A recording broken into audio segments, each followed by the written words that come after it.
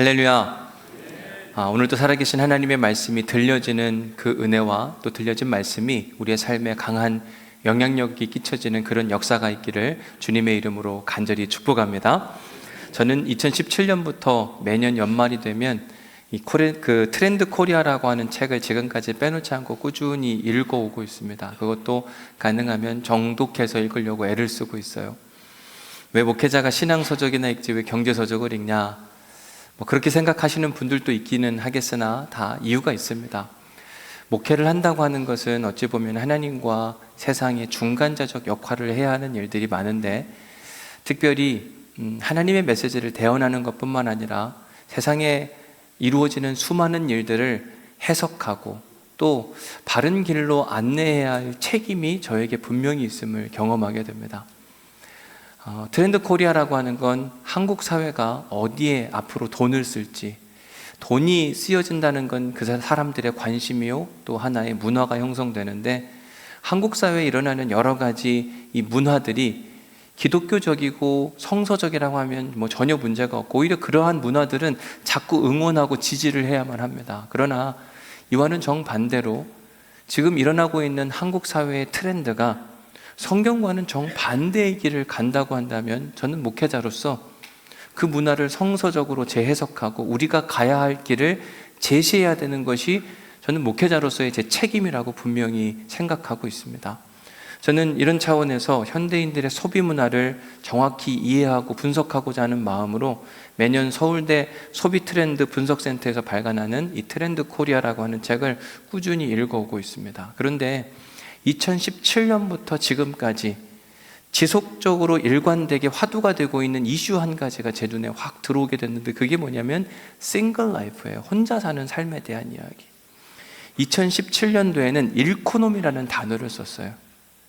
그러니까 일코노미라고 하는 건 혼자서 쓰는 경제 비용이 많이 늘어나고 있다. 예를 들면 혼자 밥을 먹거나 혼자 영화를 보거나 혼자 여행을 간다. 이런 문화들이 앞으로 점점 더 많아질 것 같으니까 이런 걸 잘 준비하시라. 이게 일코노미에 대한 기본적인 전제였습니다. 2018년도에는 언택트 기술에 대한 이야기를 하는데, 사실 우리는 컨택트에 대한 이야기를 들었지만 언택트는 뭔가? 컨택트라고 하는 건 접촉하는 거잖아요. 언택트는 비대면을 이야기하는 겁니다. 이제 사람과 사람이 대면하고 살아가는 것보다 비대면으로 만나고 일 처리하는 것이 더 많아질 것이다. 이런 사회를 준비해야 된다. 이런 이야기를 하는 거죠. 2019년도에는 그것만이 내 세상, 나나랜드. 그러니까 모두가 다 함께 공동체 생활하는 것보다는 자기만의 세상을 사람들은 만들고 싶어 한다. 그러니까 공동체성보다는 개인화에 대한 이야기. 2020년은 초개인화 기술, 2022년도에는 나노사회, 2023년도에는 인덱스 관계.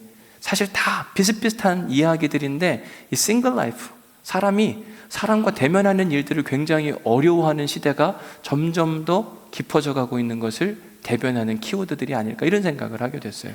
그런데 말입니다, 제가 2024년 코리아 트렌드 이 소비 분석을 한 결과의 맨 마지막 챕터를 보다가 제가 깜짝 놀랐고, 그래, 이게 새로운 또 변화가 될 수 있겠구나, 이런 생각을 해보게 되기도 했어요. 마지막 챕터에 뭐가 있었냐면요, 바로 이 돌봄 경제라고 하는 걸 소개하더라고요. 인간은 누구에게나 돌봄이 필요하고 그 돌봄은 누구에게나 해당되는 서비스로 진행이 된다. 이 말인즉슨 인간은 홀로 살아갈 수 없는 존재임을 이야기하는 거예요. 그러면서 이 책에서 아주 중요한 문구 하나가 저를 흥분하도록 만드는데, 이런 표현이에요. 돌봄은 인간을 인간답게 만드는 가장 중요한 특성이다.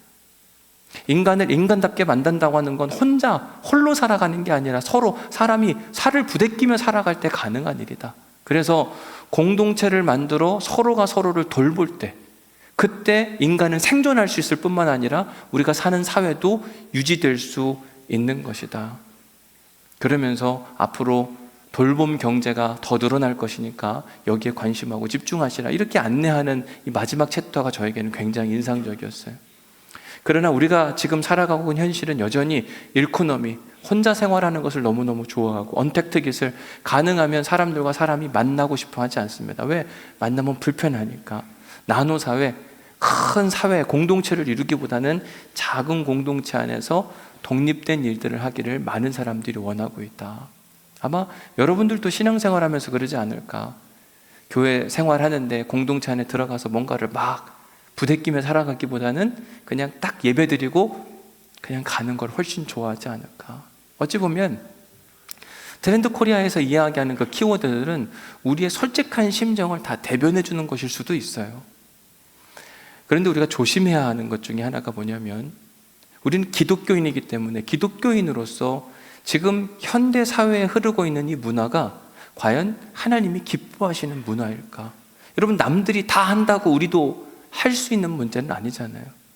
그렇기 때문에 이 초개인주의화 사회로 막 흘러가는 이 현대 사회적 문화가 과연 성서적으로도 옳은 것인가 옳지 않은 것인가를 우리는 분명히 판단해 봐야만 합니다. 저는 지난주 큐티 말씀, 잠언 27장 말씀을 큐티하다가 아멘, 하나님 맞습니다, 이게 옳은 거지요 라고 믿음의 선포를 한 기억이 있어요. 어떤 말씀 앞에서 그랬는가? 잠언 27장 17절 말씀 때문에 그랬습니다. 우리 함께 같이 한번 읽어보겠습니다. 시작. 철이 철을 날카롭게 하는 것 같이 사람이 그의 친구의 얼굴을 빛나게 하느니라. 여러분, 고대 사회에서 뭉툭한 칼, 무뎌져 있는 칼, 그리고 녹슨 칼, 이런 종류의 철들은요 쓸모없다는 평가를 받곤 했습니다. 그러나 그 철이 뭉툭하고 무뎌져 있고 녹슨 칼이, 그 철이 날카로워질 때에는 그 가치 평가가 상당히 높아지는 것을 경험하게 돼요. 그런데 이 쓸모없어 보였던 철이 가치 있는 철이 되기 위해서 날카로워지려면 무엇을 해야 되는가? 그 철이 탄소 함량이 많은 또 다른 강철을 만나서 마찰을 일으킬 때 그 철은 날카로워짐을 이야기하는 겁니다. 여러분, 옛날에 낫 가는 모습 기억하시잖아요. 왼쪽에 있는 건 현대인들이 기계 문명을 통해서 칙 하니까 막 불까지 나올 정도로 해서 낫을 가는 거지만, 오른쪽에 숫돌에 녹슨 낫을 갈기 시작하면 녹이 벗겨지고 그리고 날카로운 칼의 모양을 가지면서 사람이 쓰기 아주 유용한 도구가 되는 겁니다. 그런데 저걸 통해서 결국은 철이 철을 깎는 거잖아요. 그때 가치 있는 철이 된다, 이 얘기를 하는 겁니다. 근데 인간 세상도 마찬가지라고 이야기하는 겁니다. 인간이 가치 있는 평가를 받을 때는 언제냐?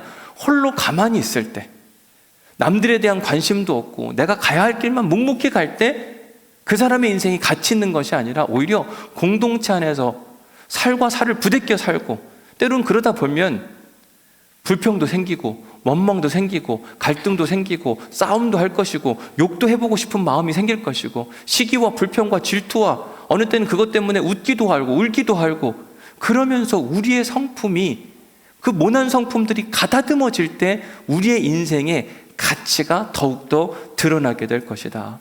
이처럼 우리가 공동체 안에서 살아갈 때 그 공동체 안에 있는 사람의 얼굴이 환하게 빛난다라고 하는 이야기가 잠언 27장 17절 말씀이더라고요. 다시 말해서 싱글 라이프, 현대 사회는 혼자 살아가는 삶에 대한 이야기를 계속하고, 야, 혼자 사는 게 훨씬 더 낫지, 공동체 필요 없어 라고 이야기하지만, 성경적 정신은 아니야, 사람은 함께 살아갈 때 그 가치가 더욱더 빛난다고 강조해주고 있어요. 창세기 2장에 보니까요, 여호와 하나님이 이르시되 사람은 혼자 사는 것이 좋지 아니하니. 그러면 사람은요 혼자 있을 때 그렇게 좋은 게 아니에요. 우리는 혼자 있으면 되게 좋을 것 같고 편안할 것 같고 안전할 것 같고, 그러나 함께 더불어 살아갈 때 더욱더 우리의 인생은 아름다워질 수 있고 빛날 수 있다. 사실 혼자 살고 싶어도 우리는 혼자 살 수 있는 존재가 아니잖아요. 그런 차원에서 우리가 누군가와 함께 살아가면서 적당한 거리를 두고 함께 어울려 살아가기를 거부한다면 우리는 성서 정신으로부터 벗어난 사람, 하나님을 믿는다고 한다면 절대 그럴 수가 없다. 사실 오늘 본문의 이야기가 그 이야기를 하는 겁니다. 오늘 본문에 보면은요, 예수님의 친가족, 예수님의 어머니와 그리고 그의 형제들이 예수님을 만나기 위해서 갈릴리 나사렛에서 갈릴리 가버나움까지 65km가 떨어져 있는데 그 먼 거리를 걸어온 상황입니다. 그런데 오늘 본문 말씀에 보니까 예수님의 어머니와 그의 형제들의 행동이 매우 수상해요. 자, 보십시오. 31절 말씀부터 한번 볼게요. 같이 읽어봅니다. 31절 시작. 그때 예수의 어머니와 동생들이 와서 밖에 서서 사람을 보내어 예수를 부르니 어느 날 나사렛에 예수님에 대한 부정적인 소문이 들렸고 예수의 어머니도 그 이야기를 들었습니다. 사람들이 말하기를 당신의 아들 예수가 미쳤다. 그가 지금 가버나움에서 살고 있는데 그가 하는 말과 행동이 사람들이 보기에 마치 귀신 들린 것처럼 보인다 하더라. 이런 이야기가 들린 겁니다. 그러자 예수님의 어머니가 가만히 있을 수가 없어서 모든 가족을 다 대동하고 지금 예수님을 붙잡아다가 자기 집에 가둬두려고 갈릴리 가버나움이란 동네에 도착한 상황이 오늘 본문의 이야기예요. 그런데 31절에서 뭐라고 되어 있냐면 그들이 밖에 서서 이렇게 표현하고 있습니다. 이게 전 되게 신기하더라고요. 지금 예수의 어머니와 그의 가족들이 예수를 잡으려고 가버나움에 도착을 했는데 바로 가까이 있는 겁니다. 예를 들어서 제가 여기 있고 도착을 했는데 유동근 목사님 저기 있는 거예요. 유동근 목사님이 예수님이라고 치고 저는 제가 예수님의 어머니라고 하면 거의 다 왔습니다. 집 앞에 도착을 했어요. 문 열고 들어가가지고 야, 너 지금 소문 이상한데 데리고 나오면 되잖아요. 그런데 집 앞에 와가지고 저길 가지 않는 겁니다. 오히려 박 집사님한테 부탁해가지고 내가 유 목사님을 좀 만나고 싶은데 박 집사님이 좀 대신 좀 말씀 좀 전해갖고 여기로 오라고 해서 이 얘기를 하는 거죠. 뭔가 이상해 보이지 않으세요? 아니, 본인이 직접 들어가서 예수를 만나고 예수를 데리고 오면 되는데 굳이 만나려고 하지 않은 그 이유가 뭘까? 거기에 대한 여러 가지 답변들, 그런 것들이 있을 수 있지만 저는 거의 정답에 가까운 이야기는 뭐냐면 두려움 때문이 아닐까, 이런 이야기를 고백하는 겁니다. 지금 예수의 어머니가 자기 아들 예수에 대한 소문을 들었어요. 당신의 아들 예수가 갈릴리 가버나움에서 귀신의 왕 바알세불의 힘을 빌어서 조물아기 귀신들을 다 제거하고 왕 노릇한다고 이야기하는데 그가 하는 말과 행동이 너무너무 수상하니까 예루살렘에서 특별 조사단이 파견되어서 서기관들이 와서 예수의 행동을 조사한 결과가 뭐였냐면 그의 인생은 미쳤다. 미치지 않고는 저럴 수가 없다. 그 미침의 근거가 뭐냐? 귀신에 사로잡힌 인생이다. 이런 판결을 내렸는데 당신의 아들 예수는 그 권위 있는 서기관들의 이야기에 굴복하지 않고 오히려 서기관들을 향하여 당신들은 성령을 못 얻겠다. 영원한 형벌을 받을 것이다. 하나님으로부터 사함받을 수 없는 죄를 지은 것이다. 이런 이야기를 하면서 그 판결에 반대까지 했다. 아니, 그 무시무시한 권력자 서기관들에게 이렇게 반항하다니 제정신으로는 이렇게 할 수 없다. 당신의 아들은 분명 귀신 들린 것이 맞는 것 같으니 얼른 집으로 데려오는 것이 옳겠다. 이 이야기를 듣고 지금 가버나움에 도착을 했는데요. 어찌 보면 그들의 이야기가 틀린 것 같지 않은 건 뭐냐면 예수님의 말과 행동이 다른 사람하고 다른 거예요. 낯선 행동? 게다가 보통은 무시무시한 권력자가 있으면 그 권력 앞에 고개를 숙이고 잘 보이려고 애를 써야 되는데 그 권력자에게도 막 대항하는 그 모습, 이거는 제정신이 아닌 게 분명하다. 아마 예수님의 어머니도 오면서 우리 아들이 멀쩡하면 좋겠다 이런 생각을 했지만 오는 중간에 그들의 이야기가 동의가 됐을지도 모르겠습니다. 그래, 우리 아들 예수가 귀신이 들렸으면 어쩌나. 귀신 들린 사람하고 마주한다. 여러분, 그래 본 경험 있으세요? 귀신 들린 사람하고 마주해 본 경험? 생각보다 굉장히 무섭더라고요. 그러니까 목회하면서 다양한 사람들을 만나는데 어느 때 보면 진짜 귀신 들린 사람이 있어요. 그리고 실제로 제가 만나기도 했습니다. 한 번은 함께 여름 수련회에서 집회를 하는데 강사님이 오셔서 청년들 집회를 마치고 가길래 저는 배웅하느냐고 조심히 가시라 이렇게 배웅하는 중에 어느 한 청년이 막 달려왔어요. 그래서 그 청년이 무슨 일이냐 물었더니 지금 기도의 시간에 난리가 났다는 거예요. 지금 통성기도하고 난리가 났는데 그 통성기도하는 시간에 어느 한 청년이 마치 귀신 들린 것처럼 반응을 하는데 한 청년이 막 이상한 행동을 하니까 건장한 두 남자 청년이 붙들고 있는데도 통제가 안 된다. 그래서 얼른 달려가 봤습니다. 갔더니 진짜 아수라장이에요. 무슨 그 대결을 하는 것처럼 한 청년하고 두 청년이 이렇게 붙들고 있었고 다른 청년들은 그걸 지켜보고 있는 겁니다. 저는 목사니까 어쨌든 그 청년을 자제시키고 그 청년의 귀신을 내쫓아야 될 거 아니에요. 그래서 가려고 했더니 가기는커녕 그 청년이 저한테 두 명을 이렇게 뿌리치고 달려와서 저한테 확 하는 겁니다. 피했을까요? 못 피했을까요? 피했어요. 그래도 맞았어요. 그래서 여기 아직도 흉터가 있습니다. 여러분, 귀신 들린 사람이 생각보다 굉장히 무서워요.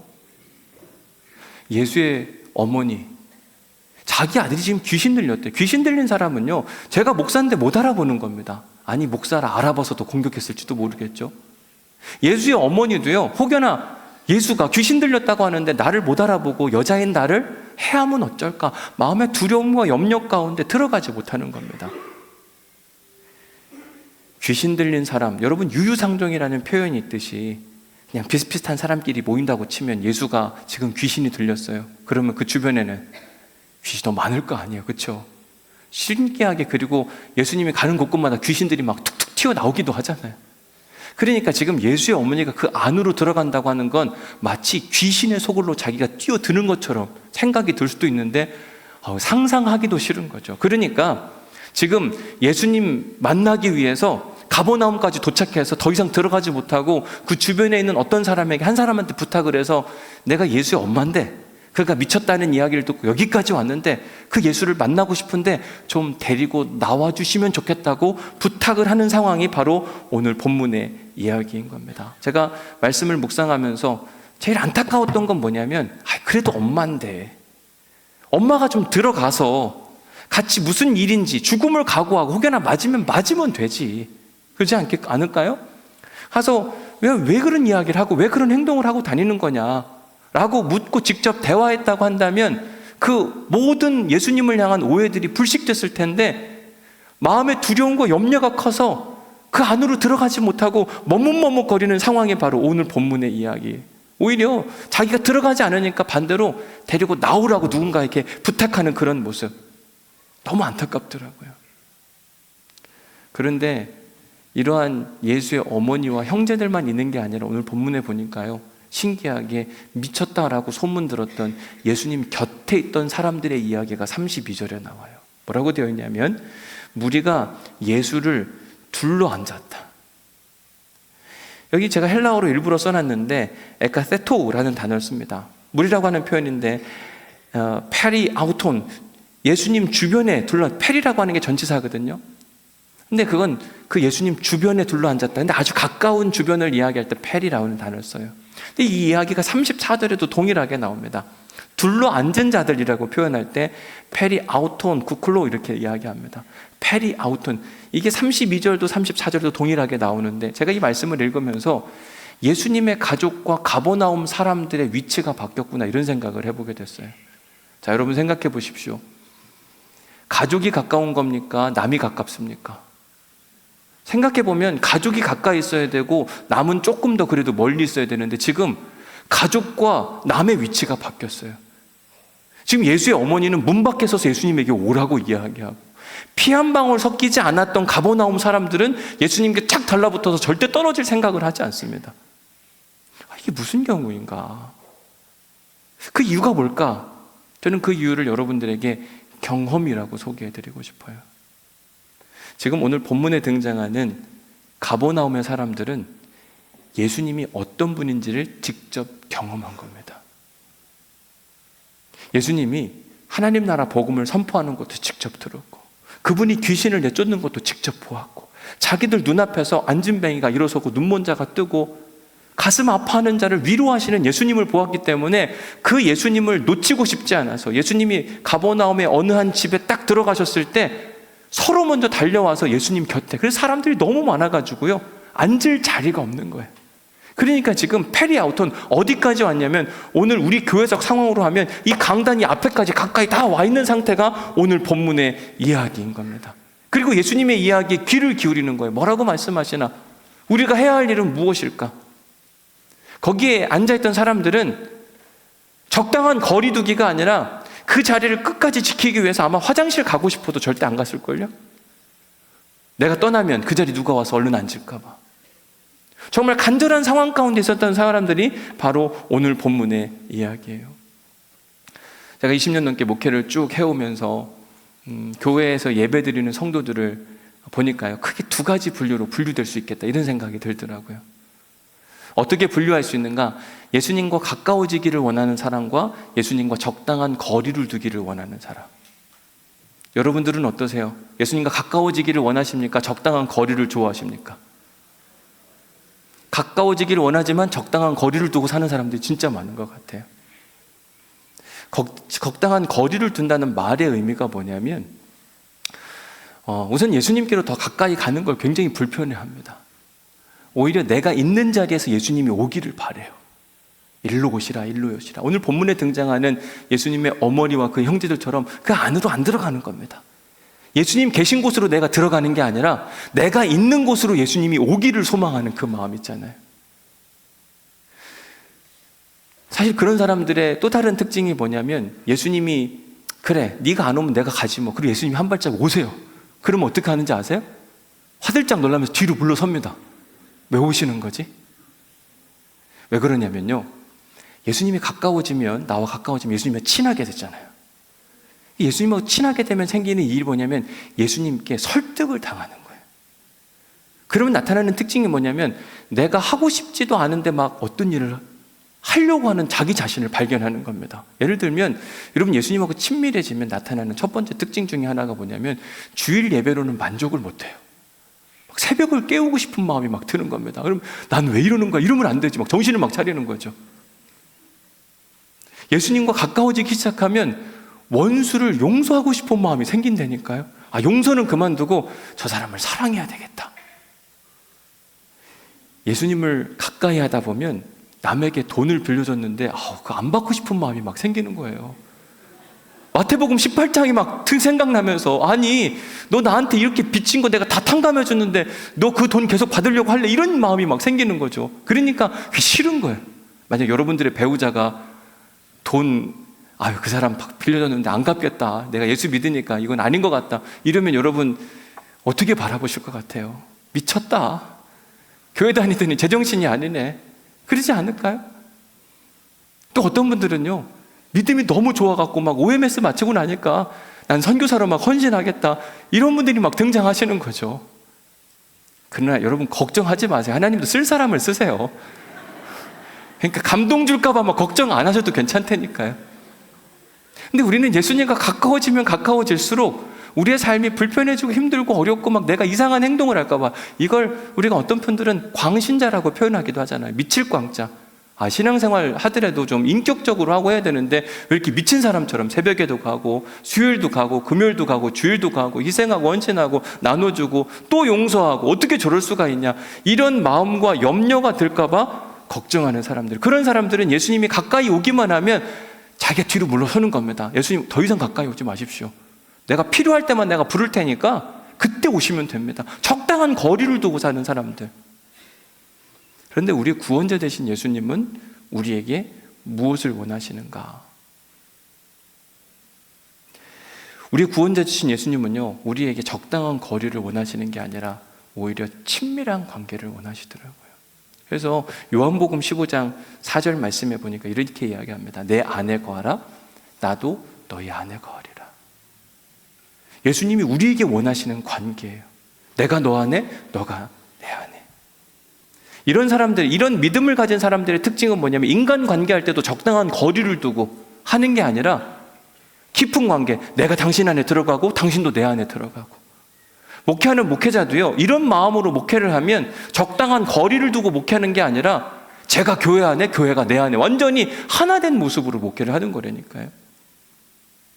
예수님이 이 이야기를 하면서 비유 하나를 소개하잖아요. 내 안에 거하라, 나도 너희 안에 거하리라. 가지가 포도나무에 붙어 있지 않으면.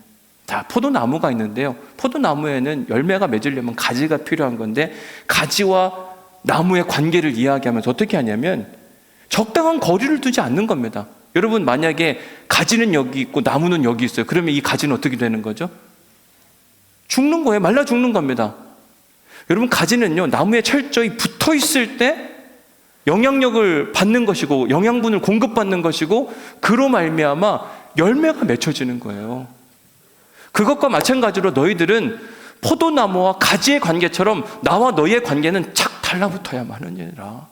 절대 적당한 거리를 두고 있으려고 하면 안 된다라고 거듭 강조해서 이야기를 하는 건데, 많은 성도들이 오늘 본문에 등장하는 예수님의 어머니와 그의 형제들처럼 문 밖에 서서 멀리 서서 나한테 예수님 자꾸 오라고 이야기하는 것처럼 적당한 거리를 두고 신앙생활을 하려고 하는 사람들이 많다. 이런 신앙인들의 특징은 뭐냐면 예수님께 더 가까이 다가가서 예수님의 계획과 뜻을 묻는 것이 아니라 오히려 내 계획과 뜻을 위하여 하나님이 존재하는 것처럼 기도하는 겁니다. 하나님, 내가 이것을 원하니까 이것을 할 수 있도록 도와주옵소서. 하나님의 뜻과 계획은 전혀 상관이 없이 자기의 목적을 위하여 하나님을 이용하려고 하는 성도. 바라기는 우리가 그런 성도가 되지 않기를 주님의 이름으로 간절히 축복합니다. 오히려 내가 하나님을 이용하려고 하는 성도가 아니라 우리가 하나님께 쓰임받는 성도가 되기를 간절히 축복합니다. 오늘 본문에 등장하는 예수님 곁에 둘러앉았던 사람들이 바로 그런 태도를 가진 사람들이에요. 그들은 예수님을 자기 편으로 만들려고 하지 않고 그들이 예수님 편이 되기 위하여 예수님 계신 곁에 있는 거예요. 절대로 거리를 두려고 했던 것이 아니라 아주 예수님과 최대한 가까워지려고 애를 썼던 그 모습. 여러분, 예수님과 가까이 있으면 뭐라고 말씀을 드렸냐면 예수님께 설득을 당한다니까요. 예수님이 원하시는 이야기에 귀를 기울이게 되고 예수님 기뻐하시는 일에 자기의 삶과 모든 것들을 헌신하는 그 은혜가 막 찾아오게 돼요. 그런 것들을 꿈꾸는 성도들이 주는 유익이 뭐냐? 그건 다른 무엇이 아니라 그 일들을 하게 되면 그때부터 예수님은 우리를 뭐라고 부르냐면 가족이라고 부르더라고요. 자, 보십시오. 33절 말씀에 보면 대답하시되 누가 내 어머니이며 동생들이냐 하시고, 예수님의 어머니와 그의 형제들이 나사렛에서 가버나움까지 65km를 걸어와서 예수님을 만나고 싶어 합니다. 자기가 직접 못 들어가고 박 집사님한테 이야기하는 것처럼 유동근 목사님 불러달라 이렇게 말했던 것처럼 예수님의 어머니도 누군가한테 부탁을 해서 내가 우리 아들 예수를 만나고 싶은데 좀 불러주면 참 좋겠다. 그 사람이 쭈르륵 달려가서 예수님께 이야기합니다. 예수님, 지금 밖에 당신의 어머니와 형제들이 와 있습니다. 당신을 만나고 싶다고 하는데요. 그때 하신 이야기가 33절에 누가 내 어머니냐 이 얘기를 하시는 거예요. 그러면서 34절에서 이렇게 이야기하시죠. 둘러 앉은 자들을 보시며 이르시되 누가 내 어머니냐면 여러분들이 내 어머니고 여러분들이 내 동생이라. 그래도 35절 아주 중요한 이야기를 하십니다. 같이 한번 읽어볼게요. 35절 시작. 누구든지 하나님의 뜻대로 행하는 자가 내 형제요 자매요 어머니라. 예수님이 가족에 대한 개념을 완전히 확 바꿔주셨어요. 내 형제와 자매는, 그리고 내 어머니는, 내 가족은 누구냐면 피로 맺은 것보다 하나님의 뜻 안에서 함께 관계를 맺은 사람이 내 형제요 내 어머니이니라. 여러분, 오늘 설교 제목을 보시면 뭐라고 되어 있죠? 왜 밖에 서 계신 겁니까? 혹시 여러분들에게 물으시는 주님의 음성처럼 들리지는 않으세요? 적당한 거리를 두고, 교회를 와서도 적당히 거리 두고 절대로 공동체 안으로 들어오려 가지 않는다. 하나님이 주시는 마음이에요. 마음이 아니에요. 이건 내 마음인 겁니다. 하나님의 마음을 갖고 살아가는 사람들은 주님이 내 안에, 내가 주님 안에. 요한계시록 3장에 보면은요, 예수님께서 이런 이야기를 하세요. 볼지어다 내가 문 밖에 서서 두드리노니 좀 제발 문 좀 열어라. 네가 문만 열기만 하면 내가 그 안으로 들어가서 너와 함께 먹고 마시고 하나님 나라가 무엇인지를 자세히 가르쳐 줄 수 있을 텐데 왜 그렇게 문을 닫고 있니? 야, 좀 멀리 있지 말고 일로 가까이 와봐. 여기까지만 오면 내가 내 하나님의 뜻과 계획을 너한테 자세히 소개해 줄게. 그리고 하나님 나라 가는 방법도 잘 알려줄 수 있을 텐데 야, 그렇게 백날 해봤자 너 하나님 나라 못 갈 수도 있어. 괜찮겠어? 안타까워하시면 하시는 이야기예요. 내가 문 밖에 서서 두드리노니. 여러분, 예수님은요, 사람들에게 무엇을 이야기했냐면 하나님의 뜻과 계획이 어디에 있는지를 자세히 풀어 설명해 줬어요. 그럼 그 이야기를 듣는 사람들은 하나님이 이걸 좋아하시는구나, 이걸 기뻐하시는구나, 그 삶 안으로 올인하는 거예요. 예수님과 함께하는 삶을 살아간다. 어찌 보면 이게 쉬운 일은 아닐 수 있습니다. 왜냐하면 예수님이 하나님의 이야기를 하는데 하나님의 이야기가 결코 만만치가 않거든요. 여러분 잘 생각해 보십시오. 여러분, 예수님이 여러분들과 24시간 동행하면 여러분들 행복할까요? 엄청 불편할까요? 그럼 이렇게 질문해 볼까요? 예수님이 여러분들과 함께 하기를 원하십니까? 안 원하십니까? 원하세요? 근데 그러면 불편하겠냐고 행복하겠냐고요? 제가 목양실 공사하느냐고 거의 한 달 동안을 유목민 생활을 하게 된 거예요. 제가 머물 곳이 아니라 여기도 갔다 저기도 갔다가 게스트하우스도 갔다가 막 그랬는데, 이제 교회 와서 갈 데가 없으니까 1층 사무실에 내려가 있기 시작을 했거든요. 그랬더니 많은 분들이 와서 인사하고 뭐 이렇게 하시더라고요. 그러면서 불편해서 어떻게 하시냐 그랬더니, 그래서 제가 괜찮다, 이렇게도 살고 그렇게 하는 거죠 라고 이야기했더니 어떤 분이 아니 목사님 말고요 이렇게 이야기하는 거잖아요. 저는 저한테 하는 이야기인 줄 알았거든요. 유 목사님 어땠어요? 괜찮았어요? 저게 정답이에요. 오늘 또 다시 제가 사무실에 내려갔더니 제가 이제 거의 다 정리가 돼서 일부 짐을 갖고 올라갔거든요. 그랬더니 그 사무 간사님이 저한테 물으시더라고요. 목사님 혼자 계시니까 행복하시냐 이렇게 이야기하더라고요. 제가 반대로 물었죠. 집사님은 제가 올라가니까 좋으시던가요? 이렇게 이야기했거든요. 그래도 불편하다고 이야기하지 않고 이래 목사님들도 그렇고 있으니까 좋다. 근데 제가 어떻게 이해를 해야 되는지는 지금도 잘 모르겠습니다. 그렇다고 짐을 다 싸갖고 내려가면 또 곤란한 일일 텐데, 여러분, 예수님이 우리와 함께 한다는 게 좋은 이야기죠. 그런데 굉장히 불편한 이야기예요. 예수님은 우리에게 하나님의 말씀을 계속 생각나게 하실 거거든요. 막 누군가를 미워하고 싶은데, 야, 마태복음 5장에 보면 원수를 사랑하라며. 여러분, 그렇게 막 마음에 생각이 나면 괜찮겠냐, 이 이야기를 하는 거죠.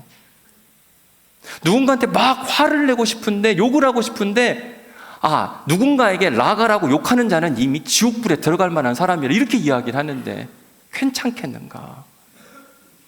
사실 예수님이 우리와 함께 하시는 순간 우리는 굉장히 불편하고 곤란할 수 있습니다. 진짜 무단횡단 한번 못해요. 그렇지 않을까요? 거짓말을 어떻게 하냐고 예수님이 나와 함께 하시는데. 근데 우리가 기억해야 되는 건 뭐냐면, 예수님이 우리와 함께 하시면서 우리를 악한 길로, 못된 길로 인도하시는 게 아니라, 우리가 좀 불편하긴 하지만 예수님 우리에게 항상 선하고 좋은 길로만 인도해 주시기를 원하시는 거예요. 그렇기 때문에 가지 말아야 될 길을 예수님은 막아주시고, 가야 할 길은 내가 가기 싫어도 말씀으로 푸시하시고 주변 사람들로 인해서 함께 하도록 만들어주시는 그 은혜가 있거든요. 그러니까 예수님이 우리와 함께 하는 순간 하나님의 말씀이 생각나게 하면서 우리가 누릴 수 있는 가장 큰 복은 뭔지 아세요? 천국을 경험하는 거예요. 천국에 들어갈 수 있는 은혜를 예수님으로 인해 얻는 겁니다. 여러분, 예수님과 가족이 된다고 생각해 보세요. 예수님이 지금 예수의 어머니와 형제들이 왔을 때 저 사람들 내 형제 자매가 아니라, 어머니가 아니라 여러분들이 내 형제 자매의 어머니다. 예수님과 가족 관계가 됐다고 이야기를 하는 겁니다. 여러분, 가족인데 천국 안 보내고 싶은 가족 있습니까? 우리 다 기도 제목 있잖아요. 우리 어머니, 아버지, 우리의 자녀들 제발 예수 믿고 천국 가게 하옵소서. 내 배우자. 어느 누가 가족인데 하나님, 저 인간은 절대로 천국에 안 보냅니다. 내가 막을 겁니다. 이럴 분이 누가 있겠냐고요. 가족이라면 조금 부족해도 저 좀 봐서 좀 통과시켜주면 안 되겠습니까? 예수님과 우리가 가족이 되는 순간 예수님은 우리를 위해서 이 사람이 좀 부족한 인생을 살긴 했는데 나 엄청 친하거든요, 하나님. 그냥 통과시킵시다. 그리고 통과하는 거예요. 근데 예수님과 가족이 될 때 그 방법을 35절에서 어떻게 소개했냐면, 보십시오. 뭐라고 소개했는가? 35절 같이 읽어볼까요? 시작. 누구든지 하나님의 뜻대로 행하는 자가 내 형제요 자매요 어머니이니라. 예수님과 가족이 되는 방법 어떻게 해요? 그러려면 예수님과 가까이 있어야 돼요. 왜? 예수님은 계속 우리에게 하나님의 뜻을 가르쳐 주시는 분. 이게 하나님의 뜻이야. 이게 하나님이 기뻐하신 일이야. 예수님이요, 마태복음 7장에서 이런 이야기를 하셨어요. 주여 주여 하는 자마다 하나님 나라 못 들어간다. 천국 못 들어간다. 오히려 어떤 사람이 천국 가느냐? 다만 하늘에 계신 내 아버지의 뜻대로 행하는 자라야. 하나님 나라에 들어갈 수 있다. 난 하나님을 믿습니다라고 선포한다고 해서 가는 게 아니라 그 믿음이 실제가 되어서 하나님이 기뻐하시는 뜻대로 살아갈 때, 그러려면요, 하나님과 친밀해져야 된다니까요. 예수님과 깊은 교제 가운데 있어야 돼요. 페리아우톤, 주님 곁에 둘러싸여 있어야만 하는 겁니다. 주일날 한번 이렇게 여러분들이 나와서 종교 행위를 했다고 우리가 천국이 보장되는 게 아니라 이렇게 이야기를 하는 거죠. 적당한 거리를 둬서의 문제가 아니라 그 안에 들어가서 예수님 곁에 서서 주님의 이야기를 듣고 주님이 하시는 그 이야기에 온전히 순종해 나아갈 때 우리는 예수님으로 인해 내 가족이다, 내 식구다, 예수님 우리를 책임지시고 돌봐주시고 가장 선한 길로 인도해 주시는 은혜가 찾아오는 겁니다. 바라기는 그 은혜를 우리 모두가 누릴 수 있기를 주님의 이름으로 간절히 축복합니다. 이제 그만 적당한 거리 그만 두시고 점점점 좁혀가셔야 돼요. 만약 여러분들에게 1부터 10까지라고 이야기하면 여러분들은 예수님과의 관계가 몇 점 정도 되는 것 같으세요? 1이 가장 가까운 관계, 10이 좀 먼 관계라고 치면 몇 정도 되시는 것 같으세요? 나는 10 정도 되는 것 같다. 나는 그럼 7 정도 된다. 나는 4, 3. 그럼 이렇게 물어볼게요. 나는 몇 가지 가까워지고 싶은가? 나는 10으로 계속 있고 싶다. 이런 분 있으세요? 이런 분은 없겠죠. 오늘 설교를 들었는데. 나는 1이 되고 싶다. 그런 분 계세요? 이것도 없으면 이렇게 0. 나는 0이고 싶다. 이런 분 계세요? 주님이 내 안에, 내가 주님 안에 완전히 하나 된 삶을 살고 싶다. 그런 분. 도대체 뭐냐고요. 오늘 설교를 마무리해야 되는데.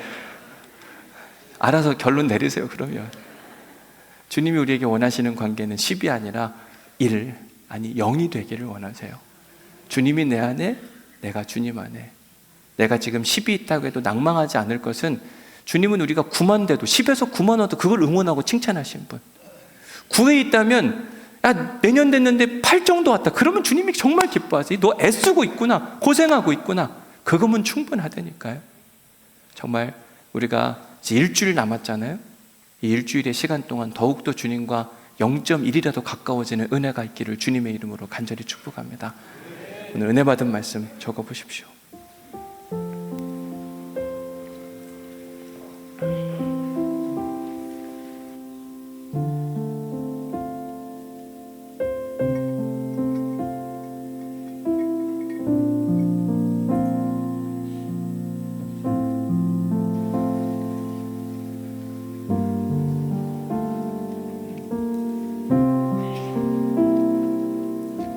(2번입니다) 당신은 예수님과 가족입니까? 아닙니까? 가족이십니까? 아닙니까? 여러분들이 하셔야 되는 게 아니라 사실 예수님이 인정하셔야 되는 거거든요. 그죠? 우리는 가족이고 싶은 거죠. 그렇죠? 근데 이제 내가 예수님의 가족이냐 아니냐를 판가름하는 기준이 뭐냐고 여러분들에게 이야기하고 싶으면, 혼자 살기를 즐겨 하시는 분들, 공동체 생활을 거부하시는 분들은 예수님의 가족이 아닐 가능성이 굉장히 많습니다. 이것만 기억하시면 돼요. 그러니까 지금 교회 등록 안 하시고 다니시는 분들은 거의 종교 생활 하신다고 보면 돼요. 그러니까 등록하라고 제가 협박하는 거예요. 이번 주 다음 주 있으니까 마음 정하시고, 그렇게 그냥 적당한 거리 둬서는 절대로 문제가 해결이 되지 않는다. 여러분들에게 안내해 드리는 겁니다. 공동체 안으로 들어와야 돼요. 예수님이 그렇게 사셨고 우리가 예수님처럼 산다면 우리도 그렇게 해야 되겠죠. 그리고 예수님은 항상 좋은 곳만 가지 않으시고 좋은 사람만 만나지 않으시고, 생각해보면 문제 있는 사람들을 만나시고 문제를 해결해 주셨던 분이 예수님이란 우리도 문제 있는 사람을 만나려고 해야 되겠죠. 내년도 셀에는 좋은 사람이 많이 오게 해 주옵소서. 이것처럼 믿음 없는 이야기는 없어요. 그렇지 않을까요? 예수님은 문제 있는 곳에 가서 문제를 해결하셨는데 우리는 좋은 사람만 강구한다. 이건 예수님과 정반대의 길을 가는 사람인 거죠. 주님이 주시는 사람이면 누구든지 만나겠습니다. 어디든지 가겠습니다. 제가 힘들면 주님께 기도할 테니까 좀 도와주시면 안 되겠습니까? 이게 바로 예수님이 가족으로 인정하는 사람의 모습이다. 여러분, 혼자 살기를 포기하셔야만 합니다. 함께 사는 걸 훈련하셔야만 합니다. 자꾸 부대끼며 살면서 울기도 하고 웃기도 하고 다투기도 하고 욕하고 싶으면 욕하세요. 하시면 되죠.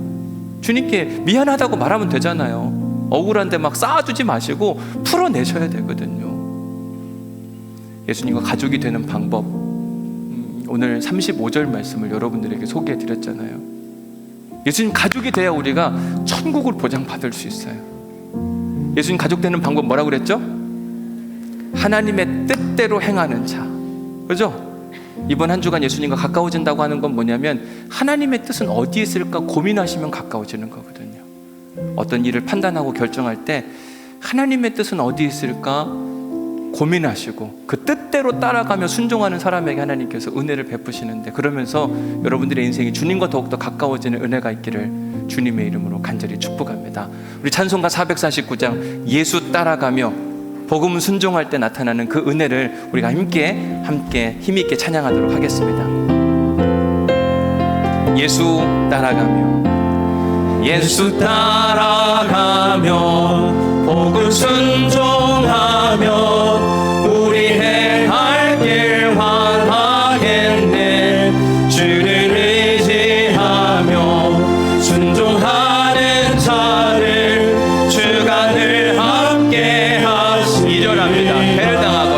해를 당하거나 우리 고생할 때 주가 위로해 주시네.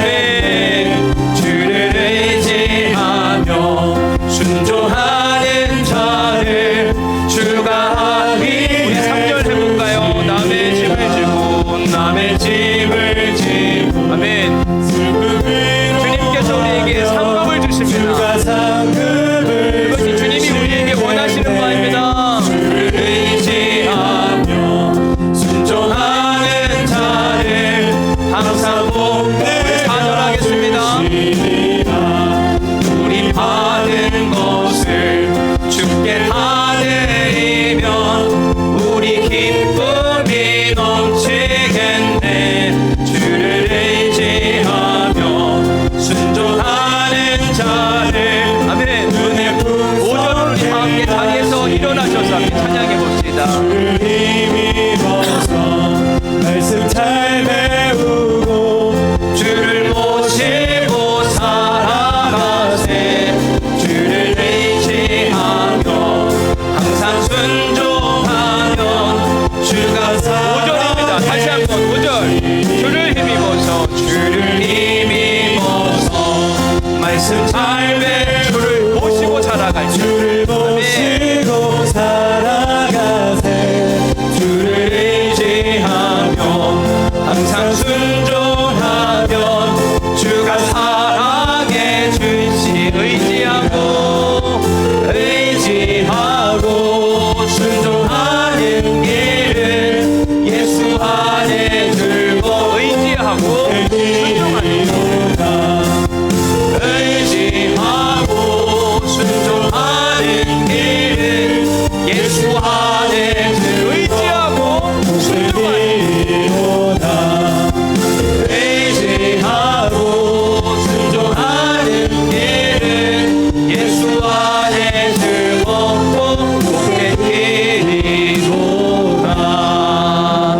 하나님, 오늘 또 우리에게 말씀 허락하여 주시니 감사합니다. 2023년 한 해를 마무리하며 지난 한 해를 돌이켜봅니다. 적당한 거리를 두고 예수님과 가까워지려고 하기보다는 지금이 좋사오니 조금 더 우리에게 마음의 뜨거움을 선물해 주시고 우리의 마음을 불일 듯 일으키실 때 뒤로 물러나고 했던 것이 어느 때 보면 우리의 모습이기도 합니다. 밖에 서서 손짓을 하며 내 아들 예수를 좀 만나고 싶으니 데려와 달라. 어쩌면 우리의 모습이기도 합니다. 하나님, 예수님 있는 곳으로 달려가게 하옵소서. 예수님의 이야기에 귀를 기울이게 하여 주옵시고 우리가 하나님의 마음을 빼앗으려고 하지 않게 하시고 우리가 하나님께 마음을 빼앗기게 하여 주옵소서. 내 의지로 살아가는 것이 아니라 주님의 의지로 살아가게 하시고 그로 인해 내가 하는 것보다 더 크고 넓게 일하시는 그 하나님의 은혜와 역사를 경험할 수 있도록 주님 축복하여 주옵소서. 주님과 더욱더 가까워지기를 원합니다.